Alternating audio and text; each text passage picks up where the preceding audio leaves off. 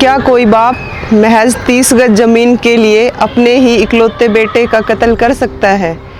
क्या लगता है आपको? लगती है ना सुनने में एक जैसे फिल्मी कहानी है, लेकिन ये कोई फिल्मी कहानी नहीं है। इसकी सच्चाई और भी ज़्यादा खौफनाक है। ऐसा कलयुगी बाप जिसने ज़मीन के लालच में मात्र 30 गज ज़मीन के लिए ही अपने ही इकलौते बेटे का कत्ल कर दिया। तो राम राम जी, कैसे हैं आप सब? आई होप सब अच्छे होंगे, एकदम स्वस्थ होंगे और सेफ होंगे। तो आज फिर से हम एक सच्ची घटना लेके आए हैं, जिसमें क्या होता है कि 4 भाई होते हैं जिनकी ज़मीन का बंटवारा हो चुका होता है, लेकिन कुछ ज़मीन होती है।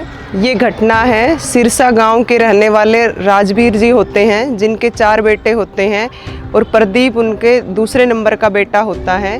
तो राजवीर जी ने सारी संपत्ति अपने चारों बेटों में बांट दी थी, लेकिन उनकी 30 गज ज़मीन होती है। जैसे होती है गांव में थोड़ी बहुत ज़मीन जो बच जाती है, तो उनकी 30 गज ज़मीन थी जो रोड पे लगती थी। और उस 30 गज ज़मीन के लिए चारों ही भाइयों में विवाद चल रहा था कि रोड पे चाहिए, सभी को वो ज़मीन रोड पे चाहिए होती थी।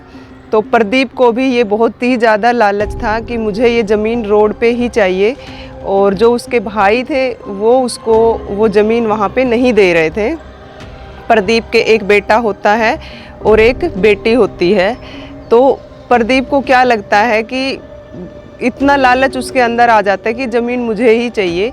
तो प्रदीप का जो बेटा होता है वो 13 साल का होता है, जिसका नाम होता है सुधांशु।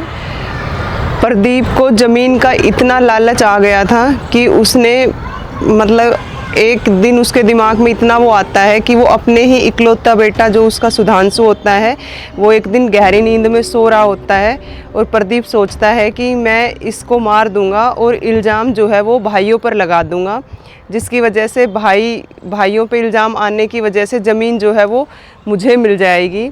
तो जिस बेटे को उसने इतने नाज से पाला था, उसी इकलौते बेटे को उसने ज़मीन के लालच में ज़मीन की भेंट में चढ़ा दिया और उसने रात को उस बच्चे का गला घोट के उसको मार दिया। जो प्रदीप था, उन्होंने एक और साजिश रची कि उन्होंने उसकी डेड बॉडी को उठाया और पास के ही मतलब गांव के आसपास जो जोहड़ होते हैं, जंगल होते हैं, वहाँ पे छोटे छोटे जोहड़ होते हैं, ले जाकर उस जोहड़ में फेंक दिया ताकि वो जो है मर्डर ना लगे और वो एक साजिश लगे। लेकिन क्योंकि सुधांशु मिल नहीं रहा था तो उसकी रिपोर्ट कर दी गई थी, और जब पुलिस पूछताछ कर रही थी तो वो अपने आप को नहीं बता रहा था। मतलब वो तो पुलिस को बहुत ज़्यादा गुमराह कर रहा था, और जो उसके दूसरे भाई थे उनसे भी पूछा गया, लेकिन पुलिस को भी पूछताछ में इतना तो पता चल ही जाता है।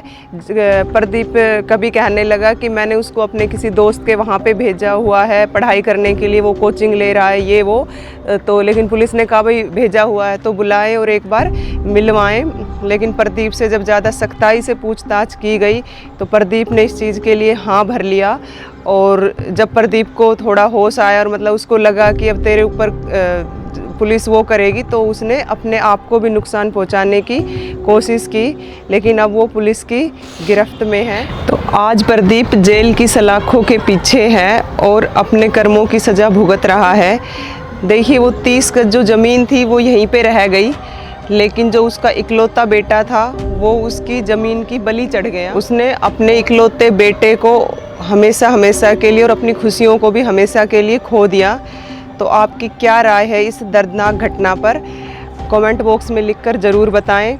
और देखिए, जो भी पेरेंट्स इस चीज़ को देख रहे हैं, तो ये एक पेरेंट्स की भी वो होती है कि उनको टाइम से ही बंटवारा जो है कर देना चाहिए सभी में, ताकि बाद में भाई भाइयों में ऐसे बैर ना पड़े।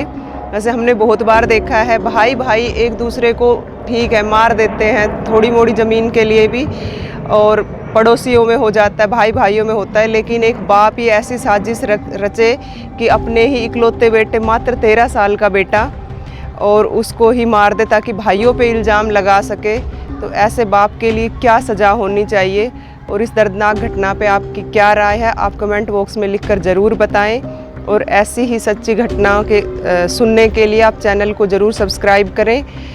फिर से मिलेंगे एक ऐसी सच्ची घटना के साथ, तब तक के लिए नमस्कार।